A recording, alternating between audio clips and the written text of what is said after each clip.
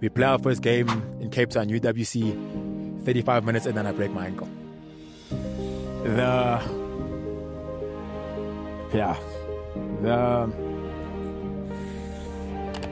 The realization that nothing in this world is guaranteed hit me like a ton of bricks, man. In that moment, my season's done. So that realization that, listen, you really can work hard. You really can invest everything into something and reap no benefits from it. And no one cares. I sat there, I'm a believer in God, I'm a Christian. I think that's probably the only time in my life I sat there and I questioned God.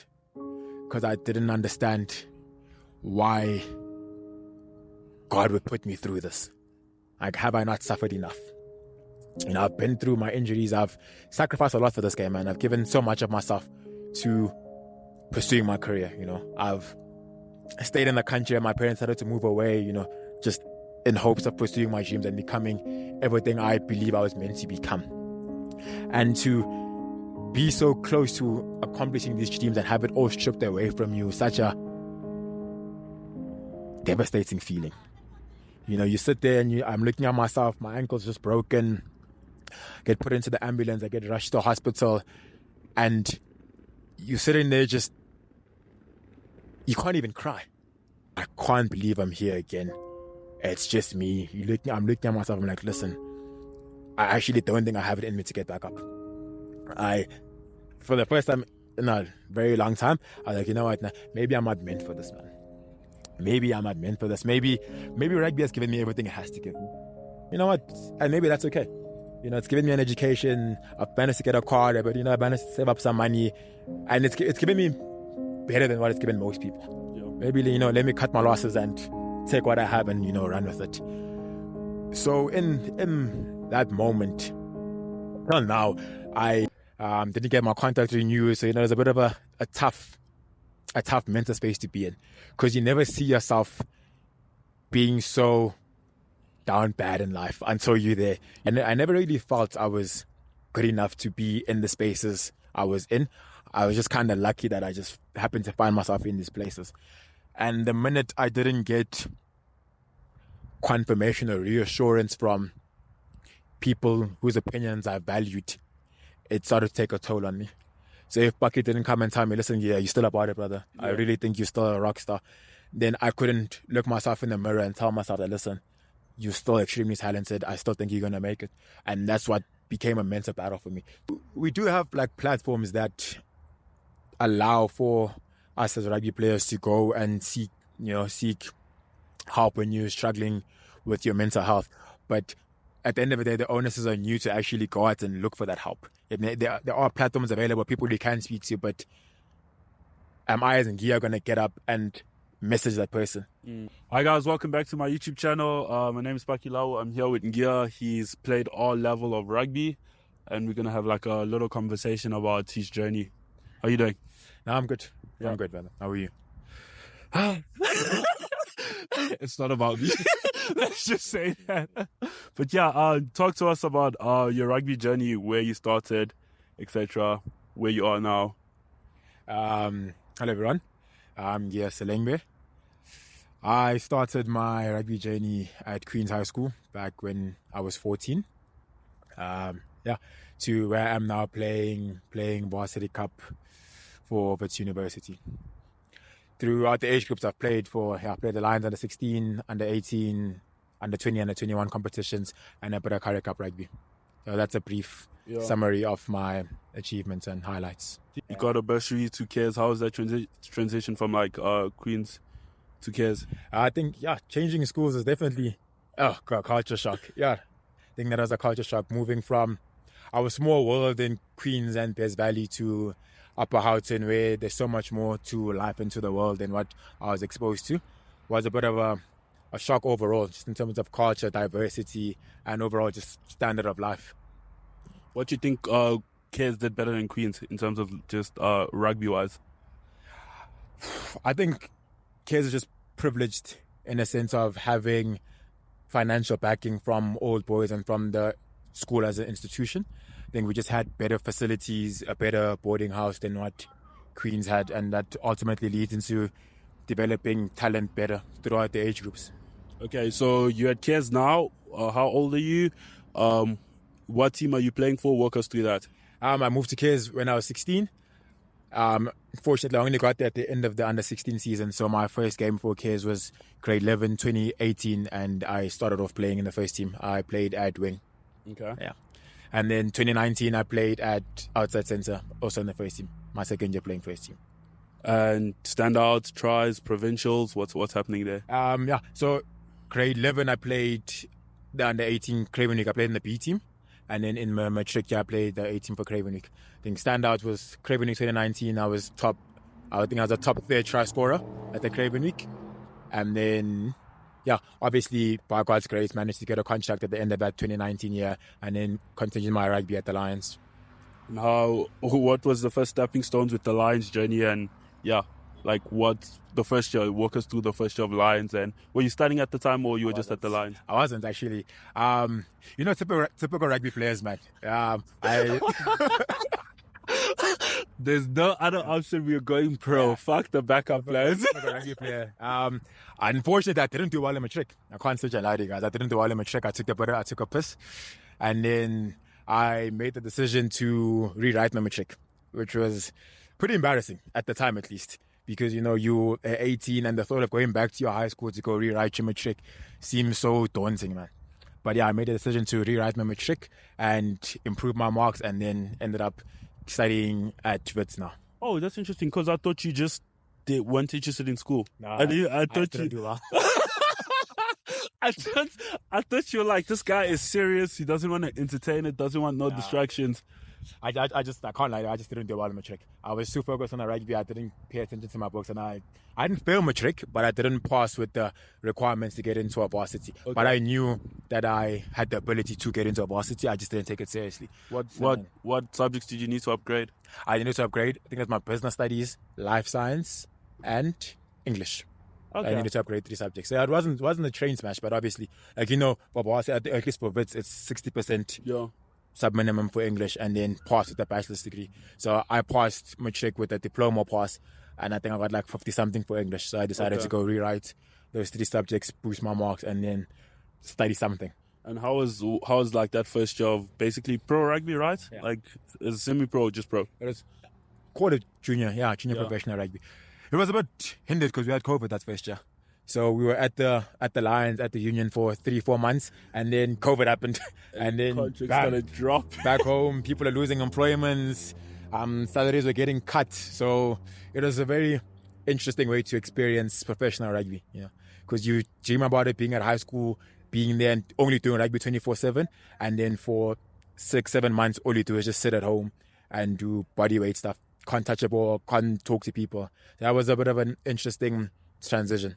How was the communication with the Lions guys? Were they telling you guys programs to do, or they just like? Yeah. Now, so we all got holiday programs, if you can say. So we all got individual gym programs, bodyweight programs that we could do during COVID, fitness programs. You had to log off fitness times and distances on Strava and then submit it to our conditioning coaches. So they kept track of how guys are performing throughout the COVID. So by the time we got back from COVID, we were all at least on par to where we're supposed to be, or at least working towards where we're supposed to be. So it was a good way to just keep track of the entire group and just to make sure that everyone's actually doing what they're supposed to be doing. So you spent a whole year of no rugby? Well, we went 6 months, 6, 7, 8 months. And then we played an under-21 comp in September, October. Yeah, we played an under-21 comp September, October. I was 19. I was 19 playing the under-21 comp in, I think it was September, October. Okay. Unfortunately, we lost in the finals though. But it was a good experience of playing real proper age group rugby with the best guys around. Obviously, people that will be watching this are probably aspiring rugby players. How would you say how taxing is like the daily routine? Like what are you doing in the morning? How many sessions do you have? How many sessions per week? Could you break down that? In the professional setup, we normally train 4 times we have 4 training days a week with a match day on a Saturday. So you'll wake up in the morning, have a gym session, have a pre-app session, slot in your bio sessions, your physio sessions, and then team meetings, field sessions, and the works. So it is Very demanding. I won't lie to you. You really need to love the sport or love money to be to be doing this because it takes a lot out of you. Waking up early, leaving late, your body's dusted every single day, niggles here. Yeah, you'll be 18 feeling like a 37-year-old man. But that's the life you chose, man. How did you balance, like, eventually when you started studying the rugby program that's very, very taxing, and school, like in classes, how does that look like? Listen, I mean, yeah, mate. Yeah, I'm not a class goer. Okay. I'm not a class goer. I do have the privilege of studying part-time, so it does take a lot of pressure away. So during the daytime, I can focus on my rugby, and nighttime, I can then go to school. I think I did well for myself by befriending all my lecturers. Okay. So whenever I needed extra assistance, I could just email my lecturer and they wouldn't mind going out their way to either have a one-on-one call with me to explain things I don't understand, or I'd make sure I'm really close with the class reps so they could just help me with the work whenever I needed help. So I think I did myself justice in that way. So I never really fell behind when it came to school stuff. So talk us through your senior professional debut. How were you feeling? How was the family feeling? Your support system? How was everything? The nerves, etc. I think it was a pretty special time for me. Obviously, really, really nervous. Being so young and being exposed to senior rugby does come with its own challenges because a lot is expected of you, man. And people tend to forget that you're only a 19 or 20-year-old kid, and they assume just because you might have been good at age group rugby that it will immediately translate or just flow over into senior rugby, which is a completely different thing. So I was very nervous. I think back then I had a lot of problems, or maybe it's all now. I had a lot of problems with my confidence, so I needed countless reassuring from my support structure and from people that really know me or people I feel care for me, just to remind me that, you know what, I am good enough to be where I am, and I am good enough to be doing what I'm doing. So it was a thing of just speaking to Coach Liso, speaking to guys like Coach Liso, Coach Tolu, the guys that coached me when I was younger, and just having conversations with them before the games. And, they just remind me, listen, you've worked hard. The moment is now. Let's grab handsful. And if we don't be mad at anyone because you messed up. So that was pretty much my senior rugby. And also it was good to be in a team filled with pretty nurturing seniors. Like the guys at the Lions really looked after me as a junior, took me under their wing, didn't put too much pressure on me even when I put pressure on myself. So they kind of made that transition a whole lot simpler than what other people might have experienced it. How, like, were you nervous? How long did it take you to, like, zone in before you were comfortable and just like, this is rugby? Or did you feel nervousness throughout the whole game? I was nervous the entire game. I think it was probably the only game I've ever cramped in my life. My body just started spasming. I felt like I needed to pee the whole game. So normally you get nervous, man, and you feel like you need to take a piss. But as soon as you touch the ball and make that first tackle, it normally disappears. For the entire, I think I was going to play 60 minutes. For the entire 60 minutes, I was shaking. Because you start to overthink every single thing. And something that comes so naturally can become so foreign to you so very quickly due to the amounts of pressure that you've put on yourself, or the pressure of expectation. And even the pressure to perform, just the pressure of expectation that's put on you. It literally almost makes you freeze and you get stuck in the moment. But I thank God I managed to get through it. Yeah, scored a try, made a couple of good tackles, a couple of good runs. So yeah, overall I think it was a pretty decent debut for me. How many overall caps did you get? And I've had a bit of a tough run with my injuries, and I have probably 6-7 senior caps for the Lions. Yeah, all in the span of, obviously, I think 2-3 years. Injuries have held me back a bit from expanding on that.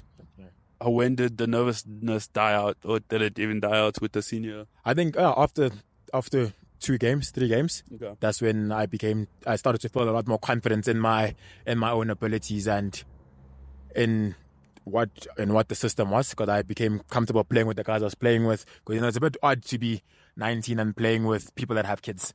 How do I address Elton Yankees by his first name when he's a respected Springbok? So that was a bit of a shock. But once I got comfortable with the guys, then the nerves gradually started to fade away. Okay. The other question is, what was your first big injury, big setup? What was going through your mind? Walk us through that. Our first big injury was I was 20. We were playing in the under 20 final. So the line break happens. I'm sprinting to try chase the guy down, and then next thing I just hear a snap, and before I knew it, I hit the ground. Turns out I had completely torn my hamstring, so I tore my hamstring off the bone, and then I needed to go in for an operation just to reattach my hamstring. So that was probably my first major injury, and that took me 6-7 months to recover from that. Because you go from there's levels of injury. So there's grade 1, grade 2, grade 3. I just tore mine completely off the bone, and operation 6-7 months out, and then come back and then try again.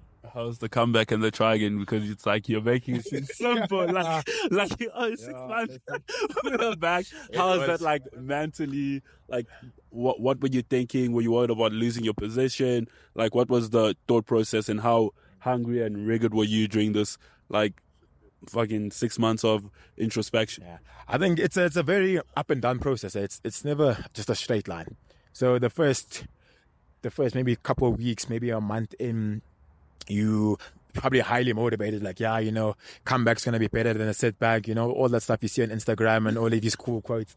But then come months 2 and you feel like you're not making any progress, and then reality starts to set in a bit like, listen, what if when I come back, what if I'm not as quick as what I used to be? What if I'm not as confident as what I used to be? And then all that self-doubt and that realization starts to set in that, you might actually not make it back fully from this injury, and it might hinder you forever. So it took me quite a while to find that motivation again to keep going. You wake up and you try to be positive, but life does beat you down.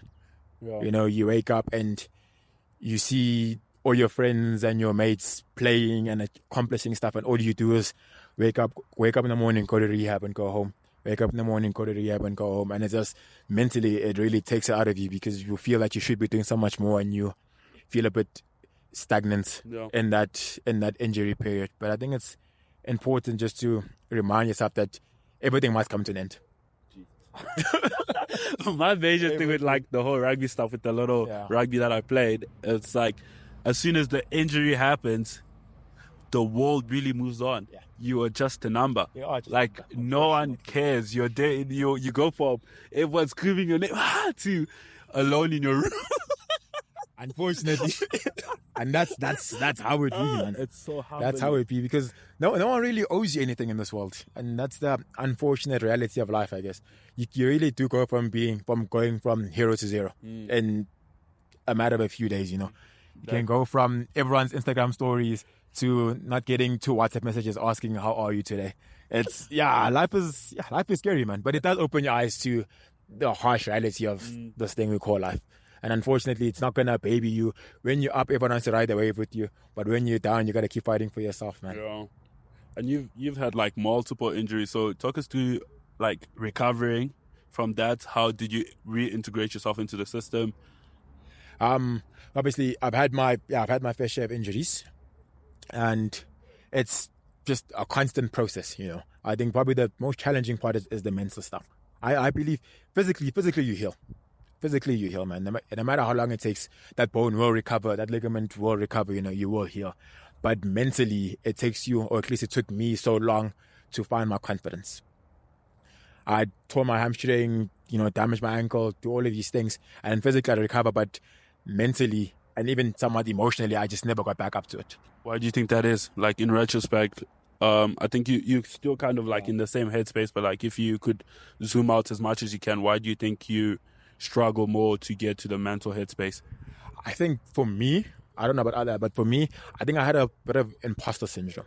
I never really felt I was good enough to be in the spaces I was in. I was just kind of lucky that I just happened to find myself in these places. And the minute I didn't get confirmation or reassurance from people whose opinions I valued, it started to take a toll on me. So if Bucky didn't come and tell me, listen, you're still about it, brother. Yeah. I really think you're still a rock star. Then I couldn't look myself in the mirror and tell myself that, listen, you're still extremely talented. I still think you're going to make it. And that's what became a mental battle for me. To look myself in the mirror every single day and convince myself that I am good enough, that I am talented enough to play rugby at the level I see myself playing at. I think that was, and still is, probably one of my biggest battles. Do you think like there's a space to have such conversations amongst like rugby players? Because it's like almost, at least for my personal experience, it's like almost if you try and bring up like, "Yo, dog, I'm suffering," it's it's automatically dismissed. How much more do you think there should be like some sort of, or maybe they do that at the unions where there's like mental health check? How does that work, or is there anything? We do have like platforms that allow for us as rugby players to go and seek help when you're struggling with your mental health. But at the end of the day, the onus is on you to actually go out and look for that help. There are platforms available, people you can speak to, but am I as Ngia going to get up and message that person? Or am I so self-absorbed that I feel I don't need to speak to that person about my issues, that eventually I'll just get over it? And I feel that's the case with most sportsmen, sportswomen as well, is that we become so self-absorbed or so self-reliant that we don't seek help even when help is readily available for us. So then you end up prolonging things that could have been dealt with at such an easier and quicker rate. So the platforms are there, but I feel we just don't. I personally know that it took me a really long time to reach out and actually look for help. I just, sat in my room alone, wrote some things down on a piece of paper thinking that it will help me, and then nothing ever comes from it. But then when you actually take your time, go find someone to help you and speak about how you're feeling, why you're feeling these things, then they can help you interpret how to actually work on things and get better for yourself. And does it work? Have you found it improving? I found it worked. For me at least it worked. It helped me understand why it is I was feeling the way I was feeling. Helped me deal with the pressure I've been put under. Sometimes self-imposed, sometimes imposed by society or just the community I find myself in. I think it has helped me just to manage that part of my life, or that part of me, because that's not all I am. And only through that's when I began to realize, rugby is not all I am, it's just what I do. Okay.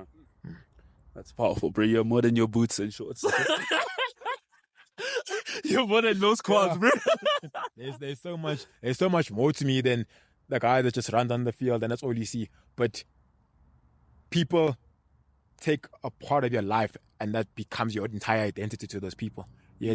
Like even something like when I look at my Instagram, when I post my rugby pictures, it blows up. But when I post my normal life pictures, no one likes it. And like the small thing like that, I started to notice, like, listen, people actually don't care about my normal life. Yeah. Like they actually don't care that I'm at Mike's kitchen with my friends and we're having a lunch. No one cares about that stuff. But it is particularly hard because it becomes, you're spending so much days, your friends are your teammates, everything, your whole scope, especially like if you start playing rugby from young, you're conditioned that like, if you don't make it here, you're a failure. And it's not said entirely, but like it's kind of suggested. Like if you don't make it in rugby, then what else are you doing? Especially in traditional boys' schools, which is a good and a bad thing. Yeah. It's like they make great sportsmen, but then we kind of neglect all the other avenues and scope of life. Till this day, people are still trying to get me back to rugby. Till this damn day, like that's how rugby focused a while. But now to lose track, talk us through where you are at now. What's going on? What's next? What are your plans? And how are you holding up mentally? I think, in all honesty, this year has not turned out how I thought it would turn out. Can you just tell us what happened? Last year, unfortunately, I got injured again. Didn't get my contract renewed, so there's a bit of a tough mental space to be in, because you never see yourself being so down bad in life until you're there. You never envision how bad your life can get. And it's not horrible. Let me not lie. My life isn't horrible. It's just not how I envisioned my life going. So unfortunately, I lost my contract, and then I had to stick around, go to Wits, and then do my rugby at Wits. You work hard through the whole preseason. Come beginning of this year, things are looking great. Get rewarded for my hard work. I'm made captain of the Wits team. We play our first game in Cape Town, UWC. 35 minutes and then I break my ankle. The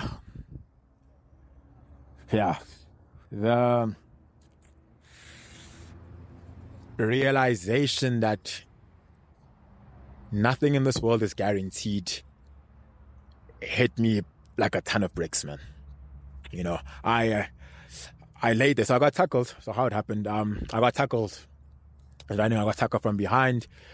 The guy fell onto my ankle and my ankle snapped. So I looked at my ankle and, you know, my ankle was facing me. So I knew in that moment, yeah, my season's done. So that realization that, listen, you really can work hard. You know, you really can invest everything into something and reap no benefits from it. And no one cares. I sat there. So I'm a believer. I'm a believer in God. I'm a Christian.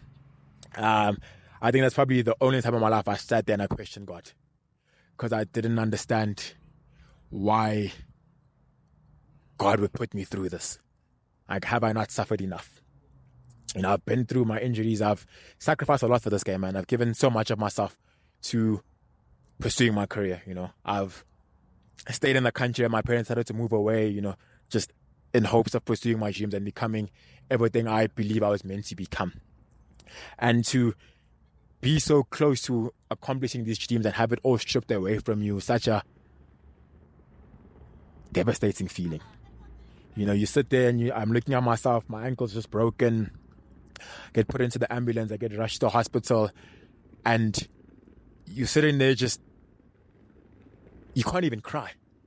You know, like, you ever been, like, you just broken to a point where, like, your body physically just can't produce tears. Your body's tired. Like, you just can't produce, you just can't produce tears. I can't believe I'm here again.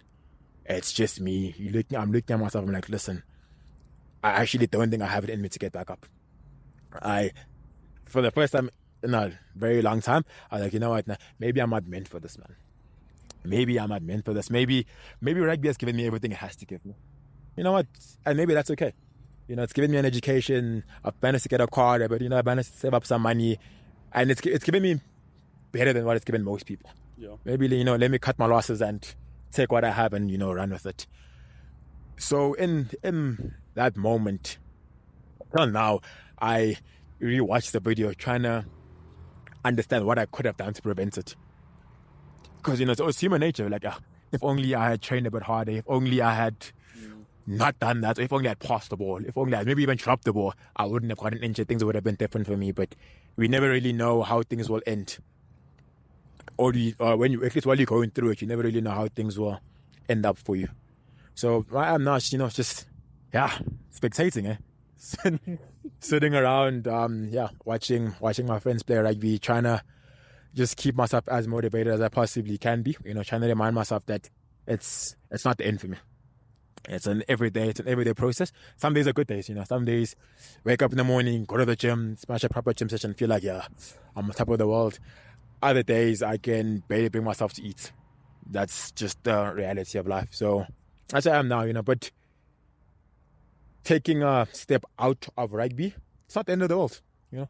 Look, man, I'm in my last year of studying. So instead of overly obsessing on my rugby, let me just shift my focus into making sure I actually pass my degree and get it out and, you know, get something out of this time. Then to just sit here and self-loathe and, you know, just sit here and be sad. What else can I accomplish outside of rugby in this time? How many books can I get? How many books can I read? Where can I find a job? You know, how can I just expand on myself as a human being in this time that I can't focus on my passion? That's what I've been doing right now. Okay. Next year, Varsity Cup? Yeah, that's the goal. So that's the goal. Stick around 1 more year. Next year, do Varsity Cup. Varsity Cup age group's been cut down to 24. Yeah. So, So next year is a make it happen year for me, man. If I really want to do this rugby thing, I have to make it happen. If I want to do this rugby thing in South Africa, I have to make it happen next year. But I'm confident that God still has a plan for me. Even though I don't see it, even though I don't understand it, I'm confident that God has a plan for me and He wouldn't put me where I am right now if He didn't know where He was taking me. And even though I can't see it, I just need to have faith and do what I can until He takes me to where He wants me to be. And then I don't know when things will come right, but I just know they'll come right. Awesome.